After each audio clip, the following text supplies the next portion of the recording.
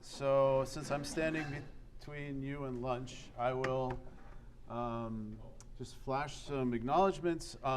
This is going to be, sorry. They are. Is it not loud enough? I could just move them up. All right. Better? Okay. So I'm not going to write things for you. That may be good or bad. So you can either check out or hopefully look at the pictures. And since it's experimental talk mostly. And I'm not going to actually pretend that I understand anything. So I will also either disappoint you greatly or perhaps make you feel better. We'll see how it turns out. This talk is going to be a lot of, let's say, at least at the theory level, just me hand waving. And I'm going to throw a lot of facts at you. So again, please stop me if you have questions. I'm totally fine with that. OK, yeah, we're going to talk first about just what I call basic properties of uranium ditelluride. The very strange, perhaps, or long title is a little bit tongue-in-cheek, but there really are a lot of superconducting phases. So it's not like uranium ditelluride is an interesting superconductor. It's a bunch of interesting superconductors, and we don't actually understand the relationship between all of them. So OK, and then I'm going to, in the middle, talk about the case for a spin-triplet pairing, and kind of what the, I hesitate to say what the most recent thinking is about that, since there isn't really a consensus. And then I'll talk about the high field and the pressure stuff. And there's a lot of interesting, there's a lot of moving parts. So I may not even explain it properly. So anyway, here we go. So the three key components of even saying we've got a superconductor here from an experimental standpoint, at least stuff that's easy to measure, are we've got, and this in the earliest samples with a transition temperature of 1.6 Kelvin, we've got magnetic susceptibility, resistivity, and heat capacity all show anomalies, drop to zero resistance, et cetera. The highest transition temperature now in samples is about 2.1 Kelvin. Okay. As far as the electronic state from which the superconductivity emerges, it's not a simple metal. We can actually treat it as a Fermi liquid, and it's convenient to do so, but it's a renormalized Fermi liquid. It's a heavy fermion system. If you look at the temperature dependence of the electrical resistivity up to room temperature, it's kind of weird, has a negative slope, but this kind of behavior has been seen before in other heavy fermion compounds. The magnetic susceptibility, in particular on the B-axis, there's a local maximum. The A-axis is, we call it the easy axis, it's the most polarizable one. And if you're talking about the Wilson ratio, which is the ratio between the susceptibility and the specific heat, it's kind of typical of heavy fermion compounds. And so if you didn't know it was a superconductor, you might call it just a heavy fermion vegetable. OK, that's nice. It's a Fermi liquid. And in fact, actually, that's what we thought this material was up until the discovery of superconductivity a couple of years ago. Another salient fact here is that the material doesn't magnetically order. And I know I already sort of said that kind of before, as I'm just showing you the paramagnetic susceptibility, I'm sorry, the susceptibility down to 1.8 Kelvin. But to this day, additional measurements show no indication of long-range magnetic order. Okay. So what about more details about the electronic structure? Well, we know quite a bit actually now. So I'm going to walk you through this. Let me see if I've got a pointer here. OK, right. So here, I've got what I'm calling the F-less Fermi surface. So this is a calculation for hypothetical thorium tellurium-2. Doesn't exist, actually. But this is what the Fermi surface would look like if you were ignoring F electrons completely. So it's very two-dimensional. OK? And it turns out that this idea is, I want to say, mostly correct, but not correct enough, actually, to capture all of the interesting physics. So we know, and this is out of now chronological order, but we know from quantum oscillations that we have cross-sectional areas that roughly match these things. OK, that's nice. There has to be some kind of modulation in order to account for the angle dependence of the data.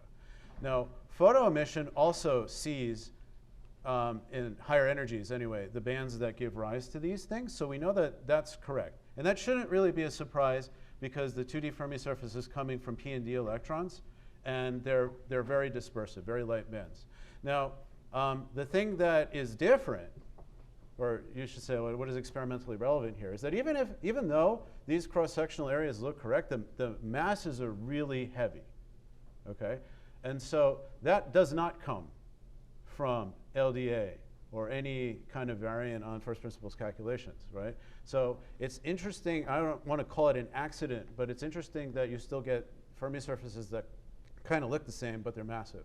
And photo emission at this point, or anything that's been done to this point, doesn't have the energy resolution to see that yet. There's also additional evidence that there is a 3D, I'll call it like, but anyway, a less two-dimensional pocket of electrons. And that's relevant because for example, the electrical transport doesn't look two-dimensional. And in fact, if you even look at the crystal structure of this system, it's not like Bisco. It's not or your favorite transition metal dichalcogenide. It doesn't look 2D. Okay. So this is a superconductivity talk. And so this should, I think, hopefully be obvious to everybody. But let's just say, first, as an experimentalist, if I am measuring the field dependence of a superconductor, there's two things that I'm looking for. And usually, actually, we're not looking for anything. We're just expecting this stuff to be here. We've got a paramagnetic limit. And so we usually assume everything's going to be a spin singlet, right? So that's just a case where we're going to break the spin configuration of the pair. Or the orbital limit, where essentially at some point the momentum part gets killed, okay? And I'm only reminding you of this because here is, again, this is early data, first paper, and we've got the upper critical field of this material plotted along the three principal axes of the orthorhombic crystal structure. Here, they're just fit to the typical WHH formula, and so we're actually even, let's say, ignoring paramagnetic limiting in that case. But the fact is that the simple Pauli limit, which is 1.8 times TC, should be 3 Tesla, is exceeded in every direction. Okay, so in certain materials that are very popular now, there are, you can sometimes have very anisotropic G factors, which might be small in some directions. But the point about talking about why this is exceeded in every direction is that that is not a mechanism that's available to us here. The other thing that's really preposterous from like what do superconductors do standpoint is that along the B-axis, you get superconductivity up until 35 Tesla. Okay? And if you read faster than I talk, this part, this destruction of the superconductivity, is not typical. It comes because there is a change in the magnetic state of the material, not the superconducting state itself. And so it's not actually orbitally limited. So it's not limited by the paramagnetic or orbital effects. And I don't have an answer for you, okay? But at least the easiest way to understand this is it's a spin-triplet system, okay, where the Zeeman effect is not an issue. Okay, I'm sorry. So anyway, so moving on, this magnetic transition actually extends up to higher temperatures, and there may be, or there are signs anyway, that there is some kind of change in the electronic structure. Sure. Yeah, sorry. Why do you call the merging of vortex cores the orbital limit? That's a good question, and that's because you can calculate the coherence length, right, from HC2, right? And sort of a geometric picture that you can think of is that you break superconductivity when those things make contact. Okay, so yeah. Does that make sense? I see. I guess, like, why is that orbital? Well, you've got cores, right, that have circulating supercurrent. Yeah, you may question whether that's a use. I mean, I'll just say from an experimental standpoint, it's a perfectly fine way to think about it. Whether that's fundamentally useful, I don't know. But that length scale comes from the upper critical field. They're the same thing, right? So yeah. Okay. All right. So okay. So far, so good. All right. So I'm going to talk about magnetism now. And for those of you who for whom this is new, I said, oh, it's a spin triplet. You say, oh, you're just throwing words around. Well, one of the kind of first things we noticed, and it's a uranium compound, and it turns out there are other uranium superconductors that do similar things. And you can say, well, you know, why these two? It turns out there really aren't a lot of superconductors that have high field reentrant superconductivity. So it's not like there's a huge list to choose from. And it's really kind of, you know, it's not an accidental coincidence, we think. But uranium, rhodium, germanium, and uranium, cobalt, germanium, you'll notice, are superconductors with actually lower transition temperatures here. But they both happen to be ferromagnetic. And so these are materials in which superconductivity emerges as a ground state of a ferromagnetic state. And so in those situations, it is much easier to expect that you will have spin triplet pairing because the Fermi surface is already spin polarized, right? And in both of those cases, you have near zero temperature. So, well, actually in the uranium cobalt germanium case, TC doesn't actually dip too much. But you have an upper critical field curve that looks, let's just call it at least unconventional. In the case of uranium, rhodium, germanium, you've got a little pocket here of superconductivity that coincides with the critical field at which this ferromagnetism is destroyed. So is already an analogy, and at least for this guy, there's, I would say, a more or less accepted explanation for why superconductivity is strengthened in field. Again, I already told you, we're not talking about a ferromagnet, but you know, we're trying to find things that we can compare against. And so structurally, and you know, this isn't necessarily an argument that's very strong, but it also turns out that the uranium, sort of the bonding in these materials is that the uraniums live in these kind of zigzag chains in orthorhombic crystals. Whether that's important or not fundamentally at the end of the day, I'm not sure. But it's enough of a reason that in the beginning, and I actually still like this phase diagram, like to talk about uranium tellurium-2 as potentially the end member of a series of ferromagnetic superconductors. The uranium tellurium-2, as I said, not magnetic, is the one potentially where the ferromagnetism or the tendency towards magnetic order is suppressed, and instead the triplet superconductivity is the strongest. Okay? Now, why would we want to do that? Or rather, why in today's environment is this important other than just as a curiosity? Well, if we can motivate that we've got an equal spin pairing state in the superconducting material, then we can start talking about whether it's topologically non-trivial or not. And then you can go, sorry, go ahead. I'm just curious, has anyone assumed or measured just the magnetic susceptibility of uranium as a function of temperature and compare with the ones of the uranium cobalt germanium? You mean the normal state magnetic susceptibility? Yes. So how big or how small it is than, for example, uranium germanium-2 away from the ferromagnetic condition? Uranium tellurium-2, you mean? Oh, how far? I mean, I want to either. Yeah, okay. I want to show that whether I want to understand whether this is more than qualitative or not. So, if you were to plot the uniform susceptibility, right, you diverge. That's an interesting question. So right. So calibrate with that, you could see how far or close you are for the ferromagnetic instability. that's a good point. Yeah, I don't actually know the number off the top of my head. I'm sorry. It's a question, I think, of whether you're actually talking about the energy-dependent susceptibility as well. You want to integrate over all of it, or just the static part? You know, actually, okay, that's a harder thing to answer, and it probably is not known sufficiently for what you are interested in. Certainly for uranium tellurium-2, we don't have any data about the fluctuating ferromagnetic moment. It hasn't been detected yet in neutron scattering. But just the Q equals 0, what you measure in the squeeze. So yes, that is known, but that's okay. That's static, right? You know, so if it has a significant, right. Yeah, energy depends. Anyway, okay, that is knowable. Sure, yeah. I mean that can be calculated. I'm sorry, I don't know it off the top of my head. Okay. Any other questions? Okay, so let's talk about. You should be sitting there skeptical and say, well, okay, you don't measure any order. You said you don't measure anything that looks like magnetic order. So why are we even thinking about this again in terms of ferromagnetism? There is evidence, and it's actually, I'm going to say the case has become rather contentious now.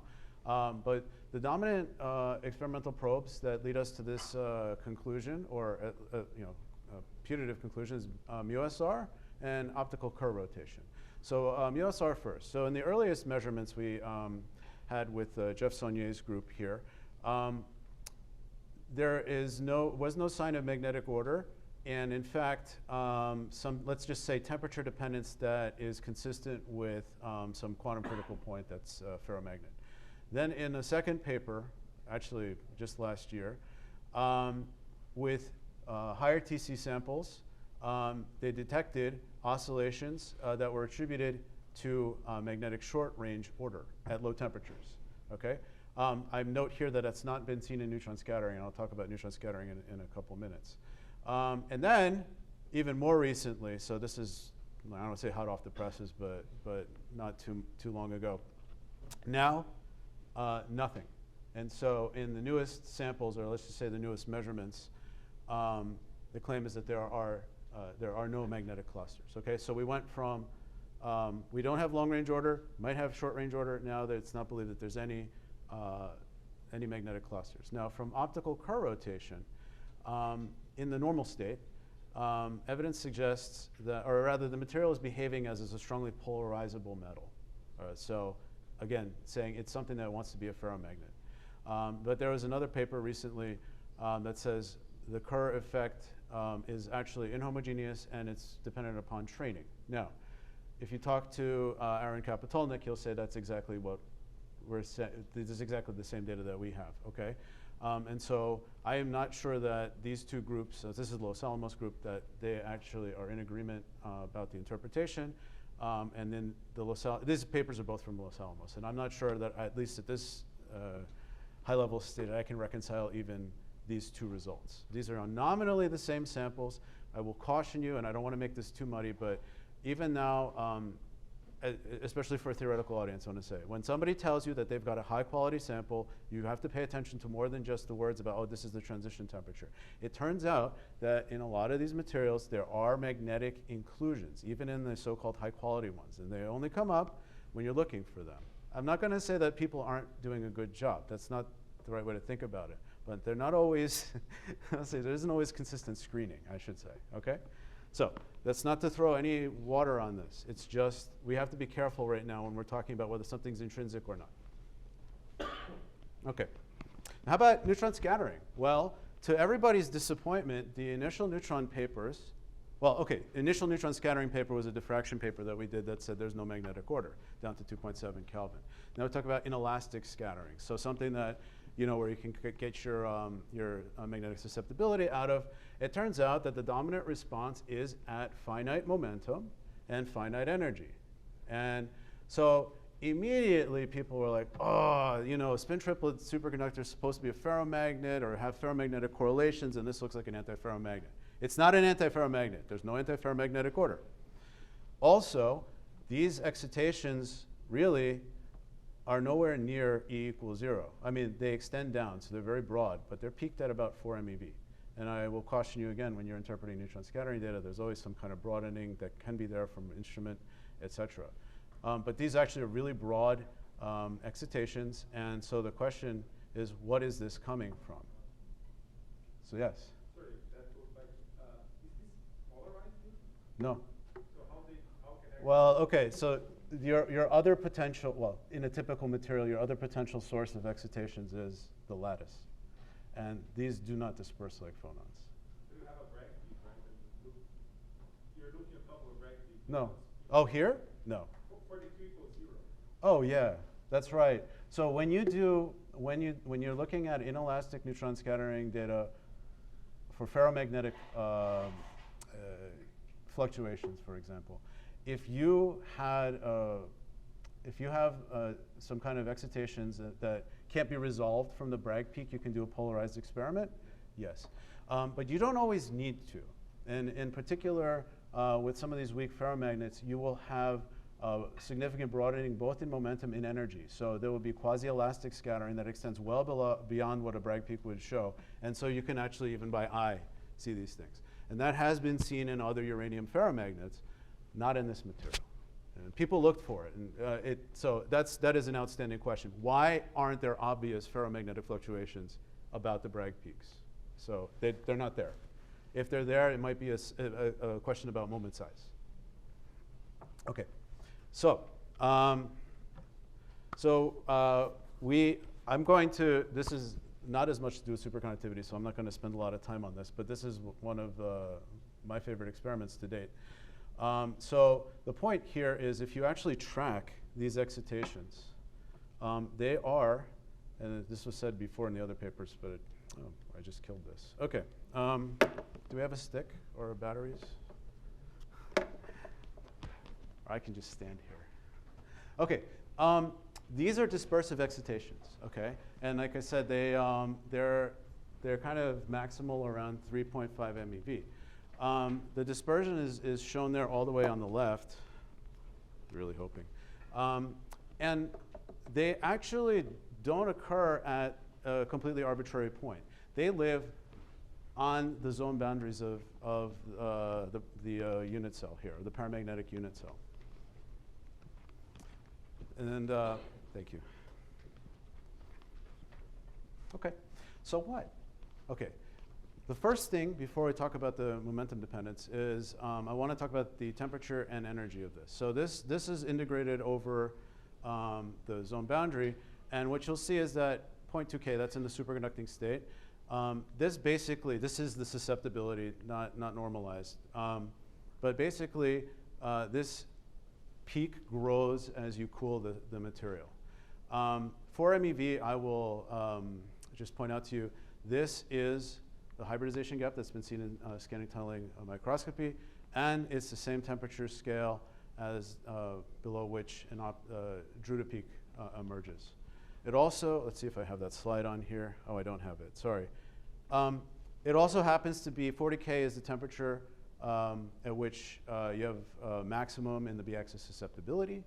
And so the idea here is that this is Kondo hybridization. It's not magnetic order, OK? And in fact, actually, there haven't been a lot of neutron scattering studies on heavy fermion materials looking at this kind of, this is basically the magnetic response of the heavy Fermi liquid. It's not always potentially maybe the right energy scale in every material. But it turns out that theoretically that this was expected based on stuff from the 80s, work in the 80s, where these kinds of excitations show up. I'm telling you this now because, again, there is a drive or a need to connect the neutron scattering to the superconductivity. And there's a really interesting paper from Peng-Cheng Dai's group showing the emergence of, they call a resonance in the superconducting state with an energy of 1 MeV. And this was corroborated by a French group. So this is a little blip. I want to say this is where it would show up if in the data that I showed you from NIST. We maybe can't, I say statistically couldn't corroborate this, but there are a couple questions that I want you to think about, and these are causing some consternation. First of all, why 1 MeV when we know that this is much bigger than the gap energy?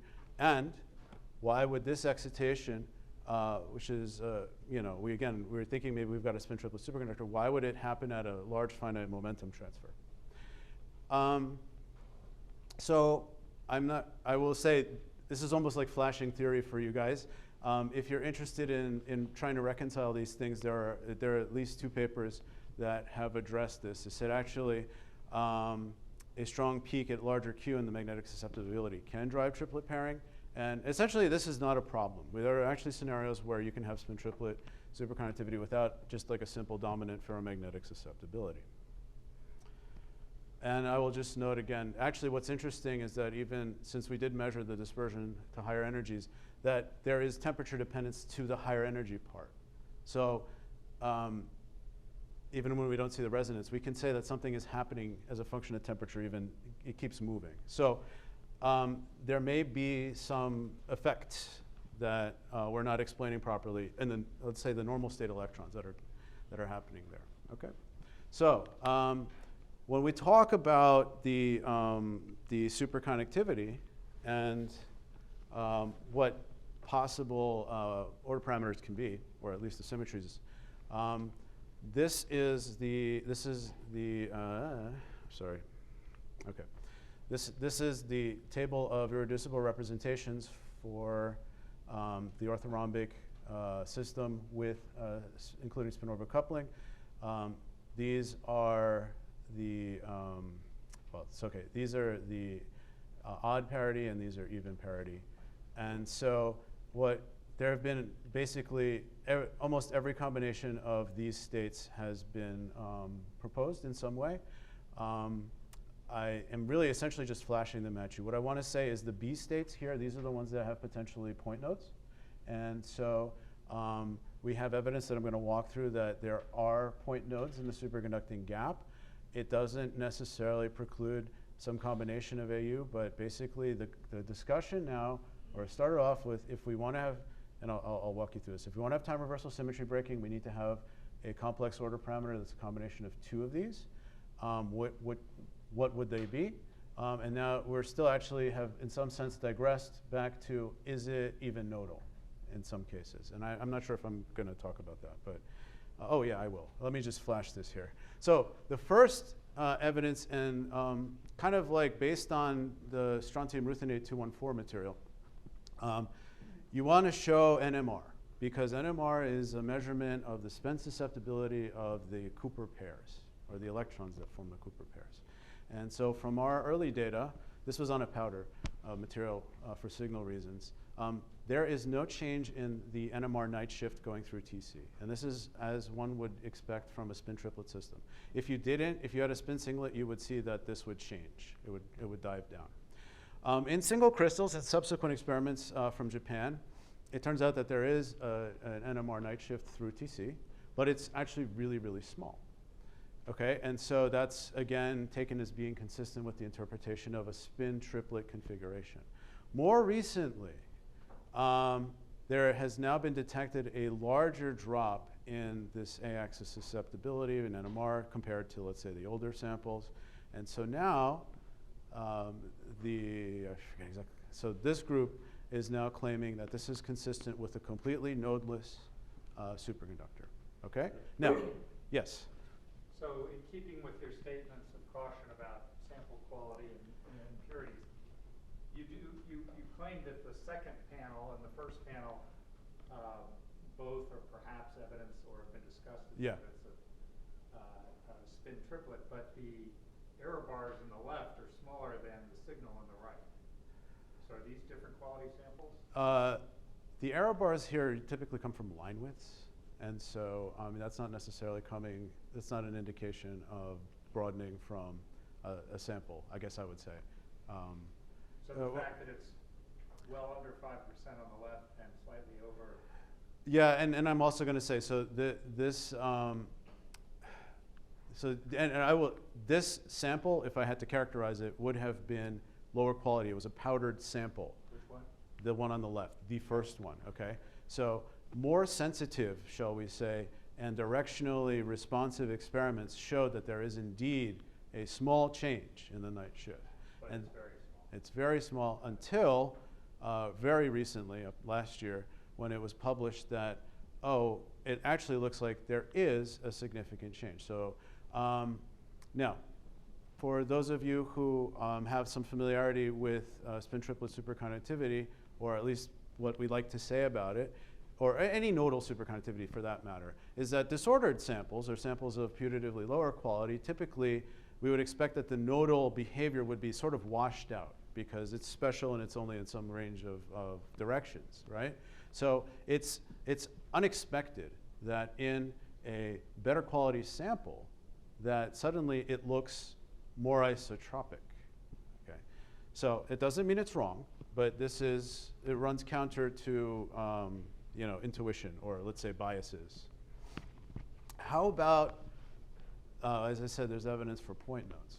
Well, this typically is not a direct measure until one can do some kind of quantum interference, you basically make squids or what have you, or some kind of junctions.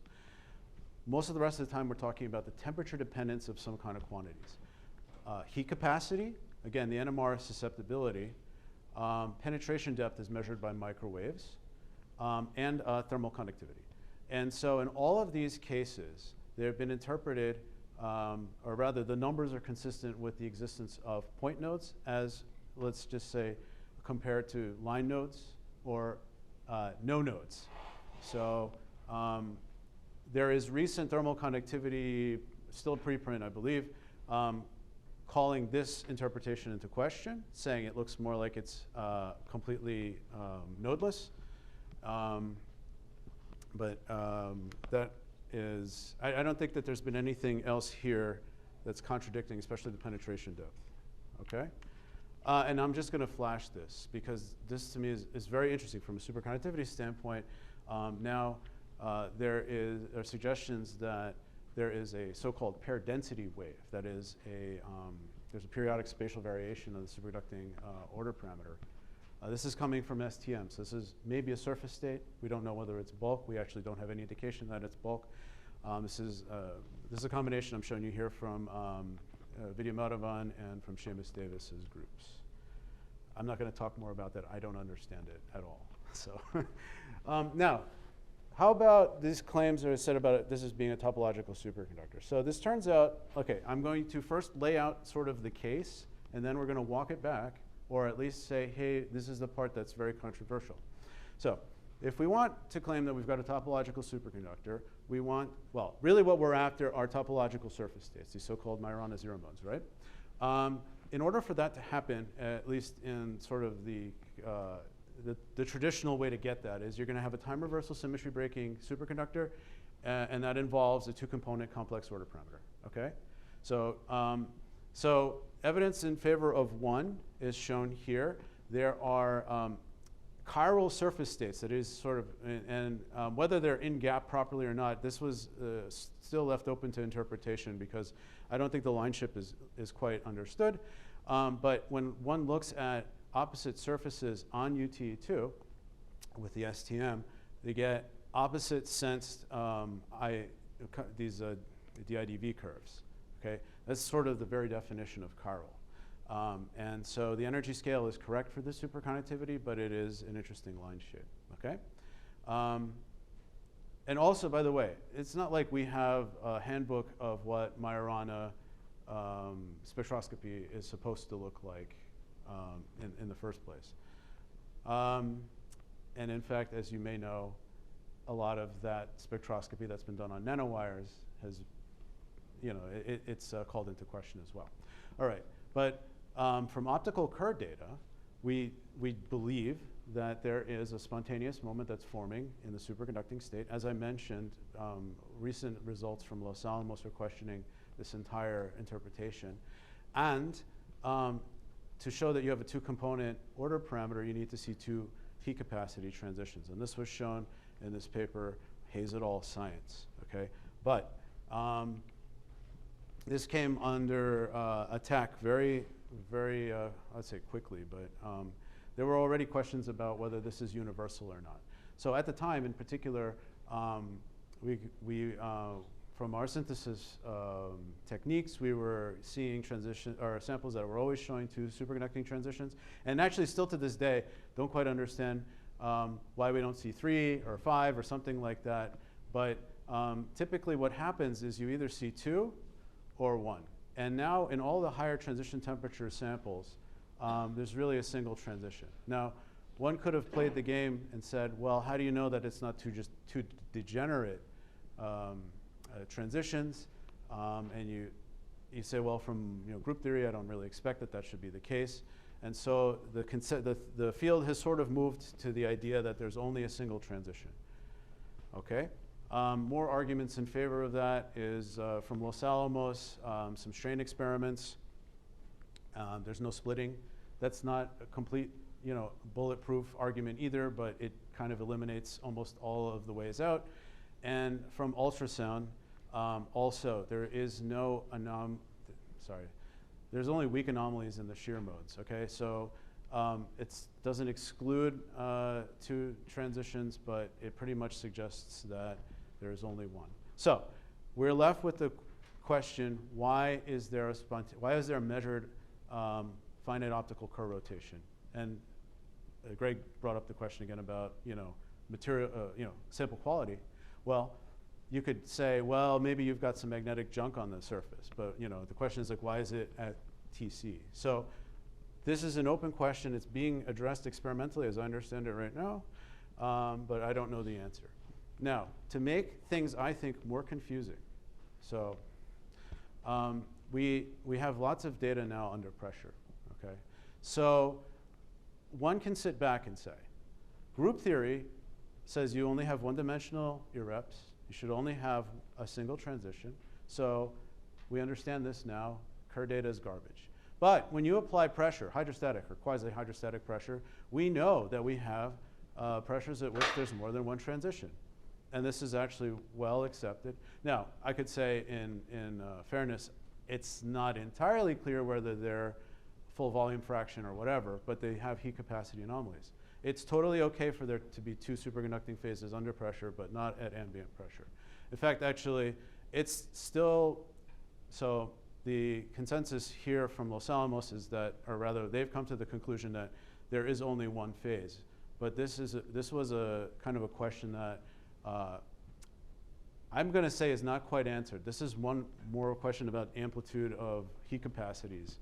And so, yeah, I'm not sure what this means. I'll just put it there. Yes? That line, the second line, can't just come from the first line. It has to. It was a reinterpretation of data. So. Yes. So what is the current? The current, okay, so so like I said, this phase diagram is inconsistent with this one, right? It would have been potentially consistent with this. These are heat capacity data, and they were sort of shifted around, and I think some small pieces of anomalies were then discarded to create this. The statement here is that there's always regardless of what the transition temperature is, there's always a decrease before the second phase comes out. So I don't want to call this a consensus, but this is the easier thing to understand from a just let's look at the data standpoint. Now, what I am not quite sure of is, why, for example, is it a small finite pressure at which you have this emergence of the second one, if that's right. I don't think it's allowed by. That may be another point, yeah.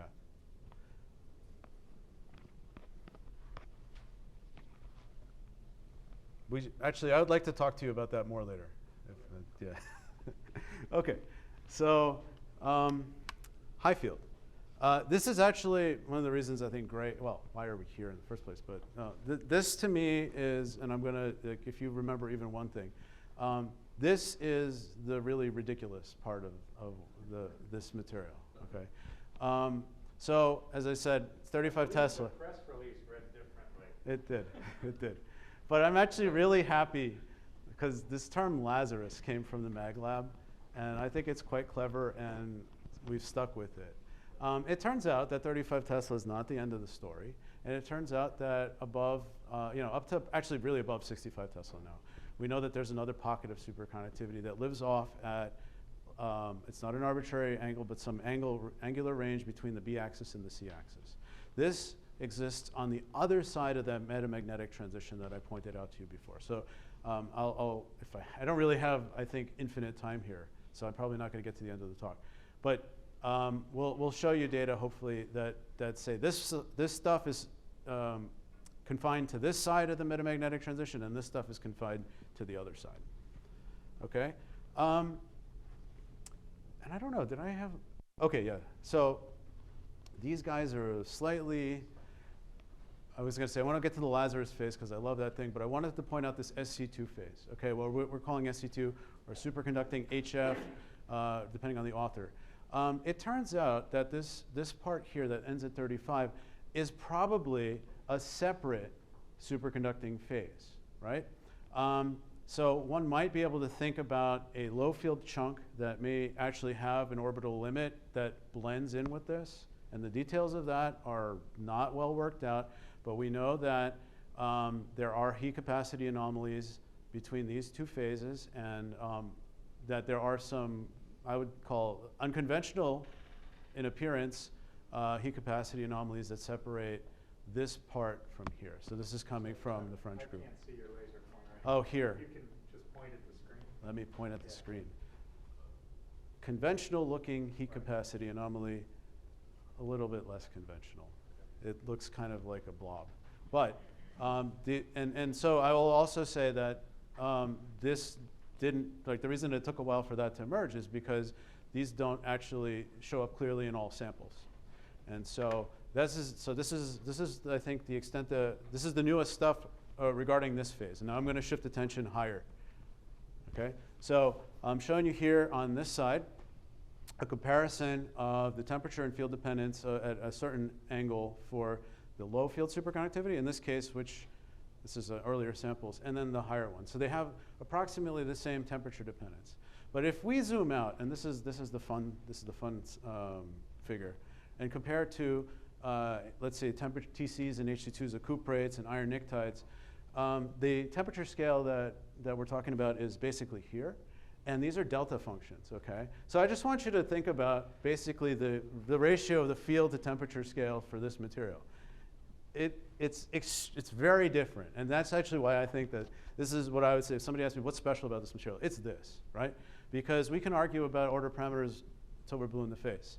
But this is just qualitatively, like, you know, you can't say that's wrong unless you like basically start saying that all of our measurements are misinterpreted.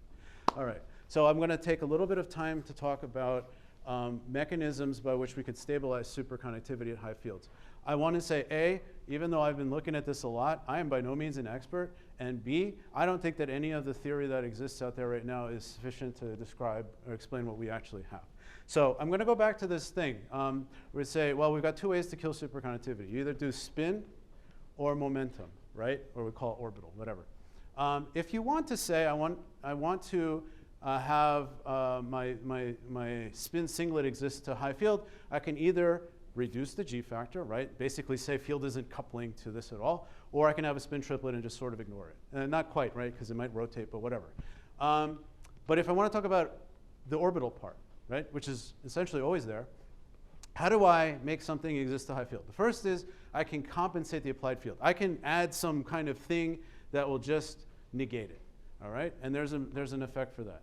Well, another thing I can do is just say, I'm going to weaken the mechanism that the applied field actually uses to screw up superconductivity.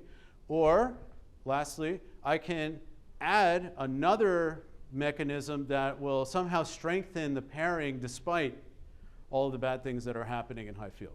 And I'm going to sort of, this is a very hand-wavy thing. This is how I'm going to walk you through sort of just some of these pictures. The first one is this Jaccarino-Peter mechanism. It actually goes back decades. And since I don't have a pointer that works here, typically it involves a superconducting phase that exists at low field. Who is that? Okay. Thank you. We're on number 3 now. All right. Does that have more than one button? Okay, here we go. There we go. All right, so what we've got is an applied field that is, okay, linear here, and an internal exchange field that has some field dependence. This is just posited, right? Oh, let's have a thing that does this, right? And the idea is that if you've got the correct exchange field, that the sum of the applied and exchange field gives you a total field that will dip in and out of HC2. If you do that, then you can have superconductivity disappear and then come back. That's called the Jaccarino-Peter mechanism. It was and is still expected to work for having local moments in a system. So they locally cancel out, let's say, the effective field. If you read this already, there really has been invoked the most in organic superconductors, and then there were some Chevrel phases in the 70s, I believe, where that was observed. There is a paper really recent, actually just this month, 2024, that just got published, where they argue that there is a Jaccarino-Peter mechanism. This is based on high field Hall data. I don't really buy the argument, but this has been put forth. So one of the things that I think really contradicts that is not just that there aren't necessarily local moments in the system, we could talk about that also, but that the typical angle range, especially as seen in the organic superconductors, is much narrower than what we observe. Okay. And also, and I'll get to this in a second, well, there's some further arguments against that from a superconductivity standpoint. Low dimensionality Landau level. And I'm kind of lumping these together, but they're not the same thing. So in one case, low dimensional superconductors can escape the orbital limit when the electrons don't have the ability to move in orbits, essentially. Okay? Now, Landau level quantization is, I think, somewhat, it's more mysterious from my perspective. There's a good review by Rasultesanovic, which is actually fairly old now, but talks about the possibility of having the Landau level quantization essentially stabilizes the superconductor against high field destruction. And so he's actually make a very general case that this should exist in lots of different materials. My understanding is that it's somewhat contentious, but there isn't a lot of literature on it, really. So anyway, a further, yeah, sure. Just a word of caution. I'm almost certain that all of those papers, Levitt, Frank, Rasultesanovic, yes, are setting G equal to 0, so they'll only be relevant if G is small. Well, that's been an argument against Rasultesanovic.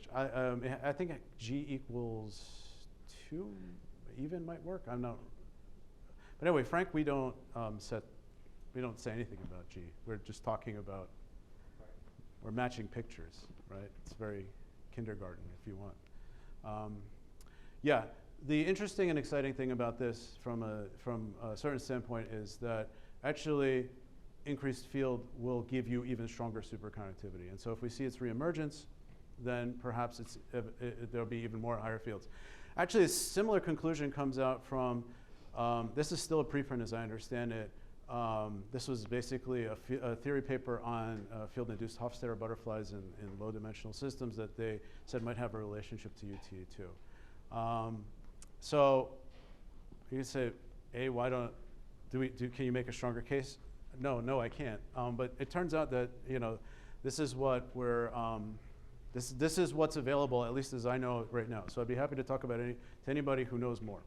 And the last thing that I'd like to just sort of flash at you, and maybe time-wise it's going to work out, but I wanted to talk about pressure a little bit too, is the idea, again, of enhancement, of pairing enhancement. Now this, in most of its incarnations, is very hand-wavy. So there's one idea, and I said, you can see where there's a critical point from a ferromagnet and that there's a superconducting dome. That's fine. And it's not like there isn't experimental data to suggest that there are spin fluctuations, especially in uranium, rhodium, germanium from NMR. But there are exercises that are done to take curves that don't match theory and then just have some kind of changing coupling constant where they fit in some small range. The idea being that at high field, the coupling constant is just getting stronger and the change in the curvature is due to that. I don't find that particularly helpful because essentially it's ignoring most of the curve. But that's how it's presented in some papers. Okay? Now to the Frank paper. So what we found, and this is on arXiv, although not this figure because it's newer, is that this Lazarus high field reentrant phase actually in certain disorder regimes can survive while the zero field superconductivity does not. And you're probably tired and hungry, but you should all be saying, what? Because that's really not expected. I was going to say not allowed. I don't know if it's not allowed, but it is not expected, okay? Because in almost every case, we're making excuses for why magnetic field doesn't destroy superconductivity, not how does it give rise to superconductivity. And I'm cheating a little bit because we know that in less disordered samples that there is a zero field superconducting state, But to have a high field phase robust, more robust against disorder than the low field state, it is really quite unprecedented. And I don't have an answer for you, okay? I think that's, so the easiest way to brush this under the rug is to say, well, that's obviously a different electronic state, and so you're just kind of comparing apples and oranges. But it's still really weird, okay? And so I'm going to probably not get through all of this, but I wanted to acquaint you also with, again, I showed you before the pressure dependence of the superconductivity in zero field, okay? So in zero field, we have maybe three additional, three superconducting states. At sufficiently high pressure, it becomes magnetically ordered. And these are the early studies, so we didn't know actually what the magnetic order was. I will also throw out there that at sufficiently high pressure, there's a structural phase transition, and then there's more superconductivity. This seems to be less exciting in the high field sense, but still superconductivity abounds here. And I'm going to go back, and now we're going to say, let's take a look at the high field phase diagram under pressure. All right. Well, if we look along the high symmetry directions and the special one, this is representative of like a range of angles. We'll see that the metamagnetic transition is suppressed by pressure and actually sort of extrapolates down to here. Now, we believe that they're both first order phase transitions. So there's that. And then, so the A-axis has the lowest upper critical fields. And as I showed you before, there's still multiple phases, so these don't have all the details in them. And this is what the C-axis looks like. And now I'm basically just showing you lots of data that I don't expect that you will memorize. But I wanted to say, even at lower fields, for a field along A, there's lots of stuff going on here. Now we don't even have maybe enough fingers to count the number of phases that might be there. Now it's not, these are from calorimetry and I think AC susceptibility, but there's a lot going on. There's also, for field along C, there's evidence of reentrant superconductivity about near the critical pressure, okay? So even when I said the superconductivity goes away and it's magnetic, there's still little pockets of superconductivity that exist there. Now, if it's a first order phase transition, maybe that's not super surprising. Okay, so what about these two directions, B-axis and C? I want to just focus on them. Actually, I'm not going to show you all the data because you probably don't care. But here's basically the phase diagram. And then I also want to say, we measured this right before the COVID shutdown. So as I mentioned before, there is the suppression of this metamagnetic transition when you see it. Okay, so that has to be proper field axis, field alignment. And then I want to look at the superconducting field polarized phase, the Lazarus phase. I'm just going to skip ahead to the conclusion. Okay, and I compare it to the pure B-axis where there isn't a Lazarus phase. Here, the B-axis, I'll remind you, this is the 35 Tesla superconductor. That, of course, gets suppressed. It's always bounded on the top by this metamagnetic transition. Same story when you're tilted towards C a little bit. As I mentioned, so when you're at this angle, you don't start off with a high field superconductor below it. But actually, superconductivity is enhanced until it crashes in to that transition. And so, in a very real sense, this transition acts as an upper bound for superconductivity on the low side and the lower bound for superconductivity on the high side. I think it's sort of like basically making the case you've got two different electronic states. All right? And so actually, just measurements of bulk magnetometry also show you that when you go through this metamagnetic transition at ambient pressure, there's a change in the easy axis. The B-axis becomes more polarizable. And then when you apply pressure, the same thing happens. The B-axis, at least measured up to 5 Tesla, it's hard to do in pressure cells, the B-axis is more polarizable. So there's some sense of continuity of that phase. And then the last slide here I just wanted to mention. So there seems to be, from NMR under pressure, a change, again, in the ground state as you go to the high pressure side. It goes from this heavy Fermi liquid to magnetic order, switching from FM-like to AFM-like, and in fact, it's just showed up in November a preprint saying they found magnetic Bragg peaks in the high pressure magnetic state at these incommensurate finite Q wave vectors. And so that's it.